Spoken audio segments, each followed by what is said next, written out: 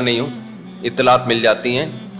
2 minute की बात करके अपने टॉपिक पे चलूंगा, क्योंकि ये भी टेंशन बहुत हो रही है लोगों को, पाकिस्तान हार गया, पाकिस्तान हार गया, पाकिस्तान हार गया।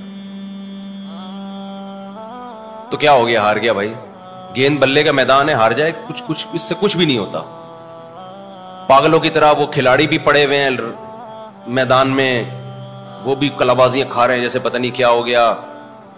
तो हमें तो ना जीतने की कोई खास खुशी होती है, ना हारने पर कोई खास बोलो गम होता है। खेल है यार, खेल को खेल समझो। तो पागल, वो पागल है, तुम थोड़ी पागल हो। हमारे पास टेंशन की और कम चीजें हैं जो हम इन चीजों पे यार, कौमें खेल है ना, खेल, इसमें हार भी होता है, थोड़ा सा खुशी हो जाए, जीत गया है भाई, जीत गया तो थोड़ा हा हा वो बस खत्म। इससे ज्यादा खेलों पे खुशी मनाना ये आपके पागल होने की अलामत है। खेल है, खेल है। लोग कहते हैं कौमों की तकदीरें बदल रही हैं तकदीरें, लेकिन बेवकूफों की तकदीरें बदल रही हैं इससे।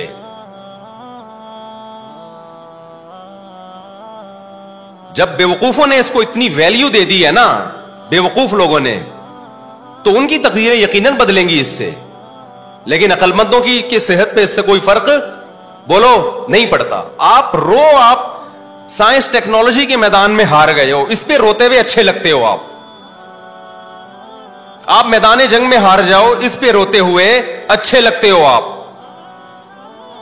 आप इकोनॉमिकली मईशत के मैदान में हार जाओ, इस पे रोते हुए अच्छे लगते हो। हमारा भी दिल चाहता है रोने का। जब बिजली का बिल आया ना, तो यहां तो मैं हंस रहा हूं, आपको क्या पता मैं बंद कमरे में कितना रोया हूंगा जाके।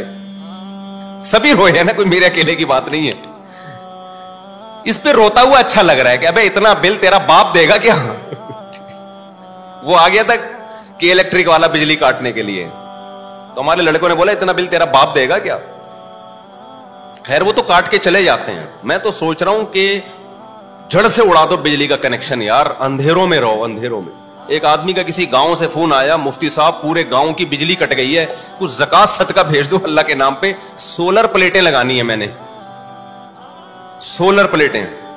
मैंने कहा देखो, खाली तुम्हारी बिजली कटी होती ना, बाकी गांव वालों की नहीं कटी होती, तो समझ में आता हम ज़कात दे देते, आप सोलर प्लेटें लगा देते। जब सारे गांव की कट गई, तो जब सब अंधेरे को एंजॉय कर रहे हैं, तो आप भी क्या करो, एंजॉय करो। अब वो होशियार हो गया कि अगली दफा ज़कात मांगने के लिए स्टाइल क्या करना पड़ेगा, चेंज करना पड़ेगा। ये वाला स्टाइल से काम नहीं बना। समझ रहे हो कि नहीं समझ रहे? किसी ने मुझसे कहा कि पूरे गांव में कुर्बानी नहीं होती, गोश्त ही नहीं आता। मुफ्ती साहब हमारे घर पे नहीं हो रही, सब जगह होती तो गोश्त आ जाता। मैंने कहा जब पूरे गांव में ही नहीं हो रही तो फिर आपके भी नहीं हो रही। या तो उतना सारे खा रहे होते आप बेचारे, तो जो जिस गम में सब बराबर के शरीक होते हैं, वो गम फिर गम नहीं लगता। तो होना ये चाहिए कि इलेक्ट्रिक वालों को बोलो कि पूरे महल्ले की बिजली कयामत तक के लिए जड़ से खात्मा कर दो इसका। ना रहेगा बांस, ना बजेगी बांसुरी। इसके बड़े फजाइल हैं। रात को टाइम पे सो जाओगे जब अंधेरे होंगे। आप कहोगे गर्मी में सोएंगे कैसे, 1 हफ्ता नींद नहीं आएगी, उसके बाद तुम्हारे बाप को भी नींद आएगी गर्मी में। नींद ऐसी चीज है जो हमसे पूछ के नहीं आती, हम पे मुसल्लत होती है। देखो इसकी एक मिसाल देता हूं। अब ऐसा ना हो कि इलेक्ट्रिक वाले मेरी बिजलियां काट के चले जाएं कि यार ये तो बाकियों की काटें, इसको तो जरूरत ही नहीं है बिजली की। भाई काटो तो सबकी बिजली काटो, खाली हमारे अकेले की नहीं काटो। हम ये कह रहे हैं, समझ रहे हो? सबकी बिजली काट दो, सुकून में आ जाएंगे यार। ये रात को इंटरनेट पे बैठना, मोबाइल, टिकटॉक, इन चीजों से जान छूट जाएगी। आप मुझे एक बात बताओ, शोर में नींद नहीं आती ना, लेकिन ट्रेन में तो आ जाती है, इतना शोर हो रहा होता है। क्यों भाई? थोड़ी देर तक नहीं आएगी, जब नींद का गलबा होगा तो नींद उसी शोर की आदी हो जाती है। फिर तो ट्रेन रुकेगी तो आंख खुल जाएगी, ये आवाज एकदम बंद क्यों हो गई है। ठीक है, तो ये जो गर्मी में नींद नहीं आएगी, 4, 5, 6 दिन नहीं आएगी, उसके बाद बॉडी उसी की आदी हो जाएगी, बॉडी उसी की आदी हो जाएगी। देखो मैं पंखों का आदी हूं, एसी का आदी नहीं हूं, तो मैं पंखा ही चला के सोता हूं। मुझे पंखे की जो आवाज है ना, डंग डंग, और जितना पुराना पंखा होगा उतनी अच्छी नींद आती है मुझे। तो हमारे घर वाले कहते हैं भाई ये पंखे की आवाज से नींद खराब हो रही है। मैं कहता हूं ये मेरे लिए लोरी है, और जितना पुराना पंखा होता है मुझे नींद उतनी अच्छी आती है, क्योंकि अच्छा पंखा होगा उसमें आवाज कम होगी। पुराना पंखा डंग डंग डंग डंग ऐसे आवाज आ रही थी, डंग डंग डंग। वो पुराना जमाना मुझे याद आता है यार।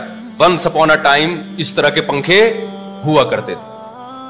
तो मुझे अपना बचपन याद आता है। हमारे एक, शायद मेरी दादी को जहेज में मिला था, एक पिडिसल फैन था ठीक है, वो ऐसे ही घूमता था डंग डंग डंग करके। मुझे वो जमाना याद आता है और बड़ी सुकून की नींद आती है। मैं कहीं भी जाता हूं पंखा तलाश करता हूं, यार पंखा चलाओ डंग डंग डंग। नहीं तो नेट पे पंखा लगा के, पंखे की आवाजें इंटरनेट पर भी हैं, इससे पता चलता है सिर्फ हमारी बीमारी नहीं है, बहुत से लोगों की है ये। इंटरनेट पे लोगों ने पंखे की आवाजें यूट्यूब में डाली हुई हैं। तो जिस चीज का अपनी बॉडी को आदी बनाओगे भाई, वो आदी बन जाएगी। अब मैं सऊदी अरब में 2 महीने रहा, तो होटलों में ही रहा जाता है, वहां पे धूप ही। अब जब हरम में निकलोगे तो धूप होगी, वरना धूप नहीं है। तो इतना डिप्रेशन हुई है, एक टेंशन हुई है भाई, ये कैसे घर है, ना धूप ना वेंटिलेशन। हम तो कराची आए तो यहां देखा कि यार धूप भी है, हवा भी, हो ऐसा दिमाग को सुकून मिला। तो बिजली के जो बिल आ रहे हैं ये कम नहीं होंगे। आप अपने हुक्मरानों से उम्मीदें लगाना छोड़ दो। उसका हल यह कि कोई पत्थर से ना मारे मेरे दीवाने को, बम का जमाना है उड़ा दो साले। तो एक एक करके कनेक्शन ना काटो मेरे भाई, पूरे मुल्क की एकदम से बिजली उड़ा दो। 1 महीना लगेगा पुरानी रूटीन पे हमें सेट होने में। उसके बहुत सारे फायदे होंगे।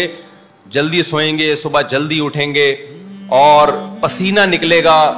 आप पसीना निकलना इतना, देखो गर्म इलाके के लोगों की उम्रें लंबी होती हैं, ठंडे इलाके के लोग वैसे लाल टमाटर होते हैं, उम्रें बहुत कम होती हैं। ठंडे इलाके, फालेज, ब्लड प्रेशर, ये ज्यादातर ठंडे इलाकों की बीमारियां हैं। गर्म इलाके के जो पसीने जब निकलते हैं ना, बॉडी में फ्लेक्सिबिलिटी रहती है, लचक रहती है, तो बॉडी सही रहती है इंसान की, पसीना निकलता है। आप देख लो ना गर्म इलाके, अफ्रीका के जो लोग हैं, काले काले होते हैं, लेकिन होती कितनी लंबी लंबी उम्रें इनकी।